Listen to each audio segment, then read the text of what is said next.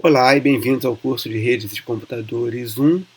Meu nome é Célio e esse é o capítulo 1, seção 1.4, onde vamos falar sobre o desempenho na rede, em especial algumas métricas de desempenho como o atraso, a perda e a vazão nas redes comutadas por pacote, que é o caso da internet. Bom, então como ocorrem a perda e o atraso ou a variação no atraso na rede? O principal componente para introduzir variações no atraso é certamente o buffer nos roteadores. Então, essa fila que tem aqui nos roteadores, que a gente pode chamar às vezes de fila e às vezes de buffer, nessa fila enfileiram pacotes quando a taxa de chegada, e aqui eu tenho duas estações A e B transmitindo e compartilhando esse enlace de saída, quando essa taxa de chegada de pacotes na fila é superior à taxa de saída, que é a capacidade do enlace, então os pacotes começam a se enfileirar. E se eles estão se enfileirando, o pacote que chega e encontra alguns pacotes na fila, outros pacotes na fila, ele tem que esperar aqueles pacotes serem transmitidos para então chegar a vez dele ele ser transmitido. Então, com isso, você tem um atraso variável de fila aqui, né? Bom, o tempo que leva para transmitir um pacote, como a gente viu na sessão passada, é L sobre R, né? Então, tem um tempo que leva para transmitir o pacote, que depende, então, da capacidade desse enlace e do tamanho do pacote, né? Quanto maior for o pacote, mais tempo leva para transmiti-lo. Existe também um outro tempo, que é o tempo que leva na fila. Então, quando o pacote chegou e encontrou alguns outros pacotes na fila, ele tem que esperar aqueles pacotes serem transmitidos, L sobre R para cada um deles, para então chegar a vez dele, né? E esse atraso de fila depende do nível de congestionamento na rede. Bom, além do atraso de transmissão e do atraso de fila, existe um atraso de processamento em que o roteador, ao receber um pacote, pode verificar se existem erros naquele pacote para evitar transmitir pacotes para um endereço errado, por exemplo. E ele também tem que olhar dentro do pacote, numa área do pacote que a gente chama de cabeçalho do pacote, e ver qual é o endereço de destino daquele pacote. No caso da internet, o endereço IP de destino daquele pacote. E aí ele vai consultar uma tabela de encaminhamento que fica dentro do próprio roteador e vai então decidir para qual porta de saída ele deve encaminhar, entendendo que o roteador pode ter múltiplas portas de saída, então ele vai olhar o endereço de destino, consultar a tabela e então encaminhar para a porta de saída adequada, para se chegar naquele destino, né? Esse tipo de processamento que tem no nó, é um atraso de processamento que normalmente é baixo, muitas vezes desprezível comparado com os atrasos de transmissão e propagação, e normalmente fixo também, né, porque é um processamento bastante comum. O roteador recebe o pacote, olha o cabeçalho, examina o endereço IP de destino, consulta a tabela de encaminhamento e encaminha o pacote para a porta de destino. Já o atraso de fila é bastante variável. Ele não é fixo, ele depende do nível de congestionamento na rede. O nó que chega aqui e encontra alguns pacotes na fila tem que esperar esses pacotes serem transmitidos para chegar à vez dele. O próximo atraso é o atraso de transmissão.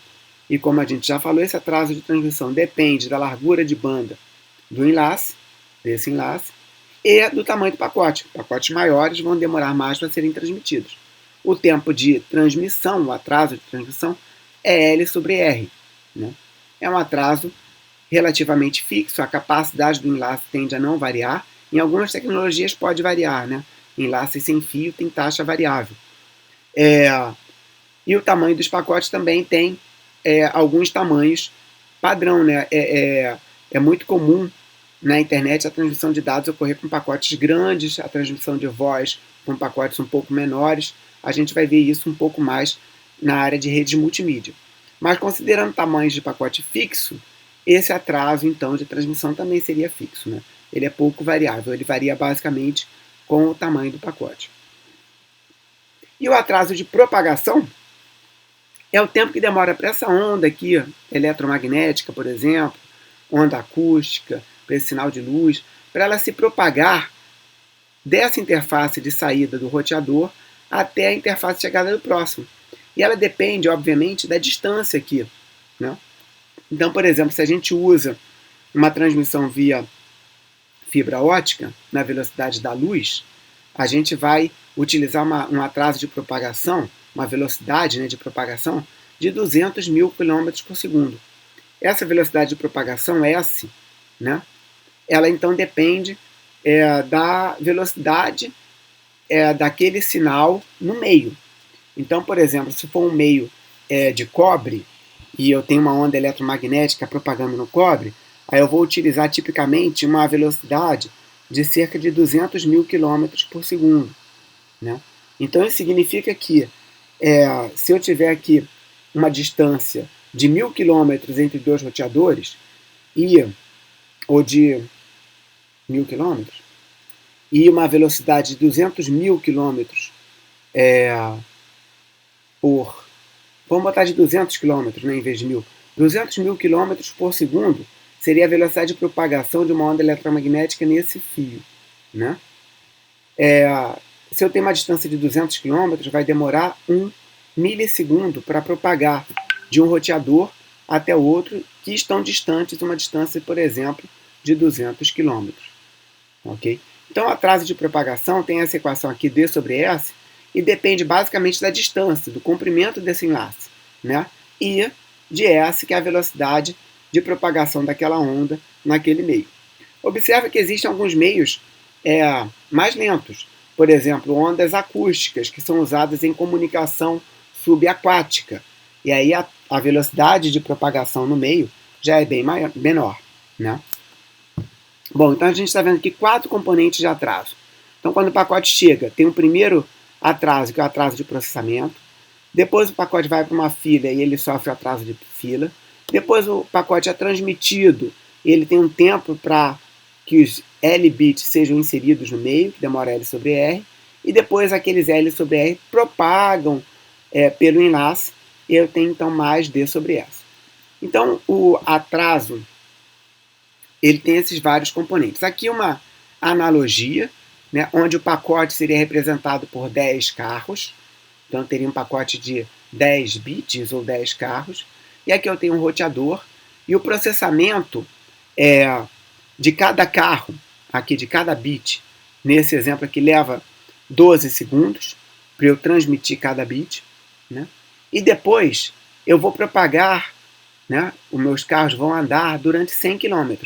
Numa velocidade de 100 km por hora, eu tenho então aqui 60 minutos, né, 1 hora para o carro andar 100 km. Então, dessa cabine até a próxima, demoraria 1 hora. Né? Então, o tempo de passarem os 10 carros, então eu tenho 10 vezes 12 segundos, 120 segundos, 2 minutos. Mais os 60 minutos para os carros propagarem até a próxima cabine, eu tenho um tempo total de 62 minutos para passar por aqui.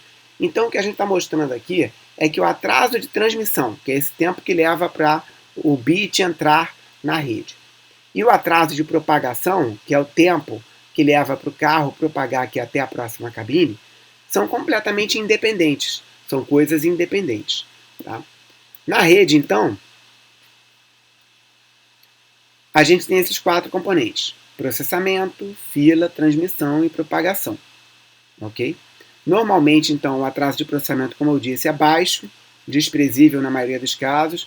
O atraso de fila pode ser muito longo e depende do nível de congestionamento da rede.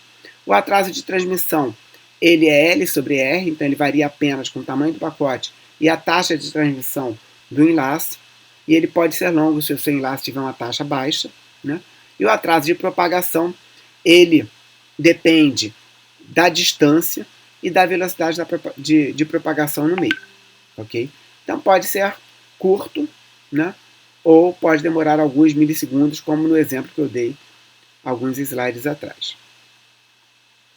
Bom, o atraso de enfileiramento ele pode ser muito longo, porque quando a intensidade do tráfego se aproxima da capacidade da rede, da largura de banda do enlace, né, você vai começar a ter filas, as filas podem crescer indefinidamente se aquela intensidade do tráfego se manter, e o seu atraso pode ser muito grande, né? Existe um programinha muito interessante chamado Traceroute, eu acho que no Windows TraceRT. O Traceroute ele então fornece uma medida do atraso da origem até o destino, mas a cada salto, para cada roteador. É bem interessante porque ele envia alguns pacotes de sonda, são pacotes usando um protocolo chamado ICMP, que retornam de volta para o roteador, e quando eles chegam de volta para o roteador consegue calcular quanto tempo levou para o pacote sair do computador de origem, ir até o roteador e voltar para o computador de origem. E ele fazendo isso para cada roteador, ele vai fazendo isso variando um campo do pacote chamado TTL, que é o tempo de vida, e aí quando ele bota TTL igual a 1, ele expira no primeiro roteador e já retorna aqui no primeiro roteador. Quando bota TTL igual a 2, vai expirar aqui no segundo roteador e volta para o nó de origem com TTL expirado depois de 2 saltos, depois de 3 saltos, até chegar no destino. E aqui tem um exemplo de saída, onde a gente vê os atrasos iniciais e a gente já começa a perceber alguma variação no atraso. Isso porque, conforme o pacote vai propagando pela rede, ele pode passar por filas com tamanhos diferentes. E aí, com isso, o atraso, fim a fim, varia, né? Saltos grandes nos atrasos é que ele entendeu que ele está passando por um enlace transoceânico, né? Bom, essa situação aqui de perda, só para tranquilizar vocês, ocorre muitas vezes quando o roteador não responde. Pode não ser uma perda da sonda, do pacote de sonda, mas sim uma configuração daquele ISP que não retorna esse tipo de pacote. E aí você fica sem resposta para aquele determinado número de saltos. Ok? Bom, a perda de pacotes ocorre, a gente já falou, né? Quando o pacote chega e encontra a fila cheia. Tipicamente, o pacote que chega é o pacote descartado. É a política de descarte mais comum, que é descartar o pacote que está chegando. É o tail drop, né? Mas existem outras políticas de descarte, priority drop, drop from front, enfim. Tem uma política de descarte aleatória muito utilizada na rede chamada RED, que é a Random Early Drop, ou Random Early Detection. Mas tipicamente é o pacote que chega e encontra a fila cheia, ele é descartado. Se ele não for descartado, um dos outros pacotes tem que ser descartado para que ele seja então armazenado na fila. De toda forma você tem perda, né? Seja dele, do pacote que chegou, ou de algum outro pacote. Vazão. Vazão é uma métrica que também varia bastante, né? Muitas vezes a gente contrata um enlace residencial da nossa rede de acesso de uma alta capacidade, aqui RS, mas o nosso fluxo pode passar por outros enlaces de menor capacidade. E aí a vazão total ela vai estar limitada pelo enlace com menor capacidade, que a gente vai chamar ele de gargalo mais à frente, né? Então, lembrando que o nosso fluxo de dados, fluxo de bits, ele passa por vários enlaces da origem até o destino, né? Então, qual é a vazão média, né? Se a banda RS é menor que a banda RC, vai estar limitado por RS. Se RS é maior do que RC, vai estar limitado por RC. Então, o enlace de gargalo, o bottleneck, né?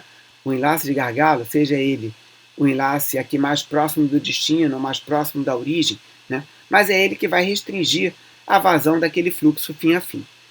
Tá ok? E se o enlace de gargalo ele é compartilhado por vários fluxos de dados, né? Então a banda daquele enlace de gargalo ela vai ser dividida, no caso aqui ele está assumindo 10 conexões simultâneas, compartilhando o mesmo enlace de gargalo, né? Então a banda daquele enlace de gargalo ela é dividida por 10, porque se for justa a distribuição da banda, né? Assumindo que é justa a distribuição da banda, em média, cada conexão vai receber a banda de R dividido por 10. Ok, gente, então com isso a gente deu uma pincelada nas métricas de desempenho, atraso, perda e vazão que ocorrem na internet.